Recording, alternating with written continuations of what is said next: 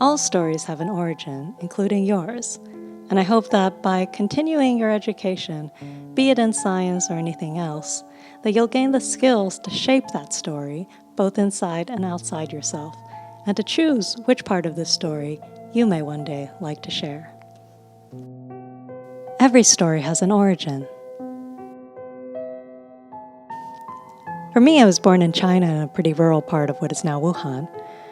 One of my earliest memories was playing around in my grandma's kitchen, smelling her delicious cooking.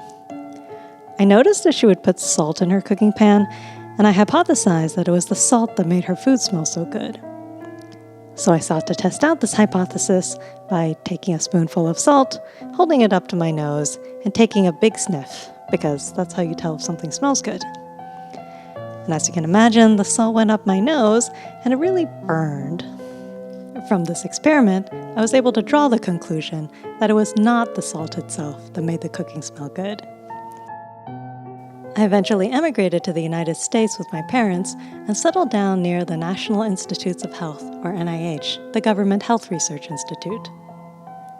Towards the end of high school, I wanted to earn some money, so I got a job as a research assistant at the NIH, where I contributed to the study of the role of BRF2 in breast cancer pathogenesis, which is a very fancy way of saying I removed some genes from some breast cancer cell lines and checked to see if it affected how the cells grew.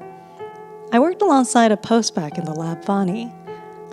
Vani kept the neatest lab notebook and always kept her test tubes well organized in the liquid nitrogen tank. I remember being really inspired by Vani, and I thought, wow, I might just be a high schooler now, but when I get to be like her, then I'll be able to inspire young girls the way that she's inspired me. After high school, I went to college nearby at Johns Hopkins University. In college, I continued engaging in research and joined the lab of Dr. Rachel Karchin to contribute to the lab's research on computationally predicting the impact of genetic mutations in diseases like cancer. I worked alongside a PhD student in the lab, Hannah. Hannah was writing so many lines of code, doing all these different machine learning benchmarks, publishing her work, and having her software used by others. I remember being really inspired by Hannah, and I thought, wow, I might just be a college student now, but when I get to be like her, then I'll be able to inspire other young girls the way that she's inspired me. After college, I really enjoyed the computational research I was doing, so I decided to pursue a PhD in bioinformatics and integrative genomics at Harvard Medical School. My PhD program didn't have many women, so to spend more time with women, I joined the Harvard Graduate Women in Science and Engineering student group and became their co-chair. One of the events I had the pleasure of leading was our 10-year anniversary symposium, where our keynote was given by Dr. Susan Lindquist, a professor at MIT and a pioneer in the use of yeast to study how heat shock proteins regulate gene expression and protein folding. Though, to be honest, I remember very little of the science from her talk because, frankly, it went a little over my head. What I do very clearly recall was how she took the science that started in her lab and translated that into a company where she made sure to hire a diverse team of C-suite executives, and how excited she was for the company, not only in bringing the fruits of her science to market, but also for the career opportunities the company was then able to provide. So of course I remember being really inspired by Dr. Lindquist, and I thought, wow, I might just be a PhD student right now, but when I get to be like her, then I'll be able to inspire other young girls the way that she's inspired me.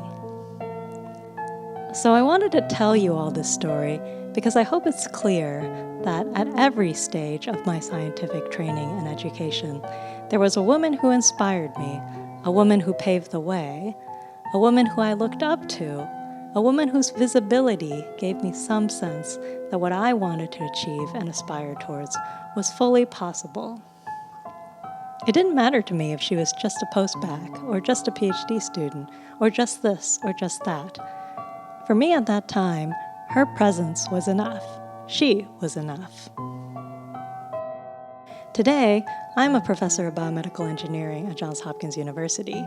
I mentor a team of young scientists to develop computational methods for analyzing large-scale spatially resolved transcriptomics data to better understand how all these little cells inside you work together to make you, you. and also what can go wrong to make you sick in diseases like cancer. So this is where my scientific origin story is currently, but of course, this is not where it will end. In writing the scientific origin story, there are many things I could have highlighted, but these were the aspects I chose to define my story, and I chose not to let other aspects define my story or define me. All stories have an origin, including yours, and I hope that by continuing your education, be it in science or anything else, that you'll gain the skills to shape that story, both inside and outside yourself, and to choose which part of this story you may one day like to share. Thank you, and I look forward to one day hearing about your scientific origin story.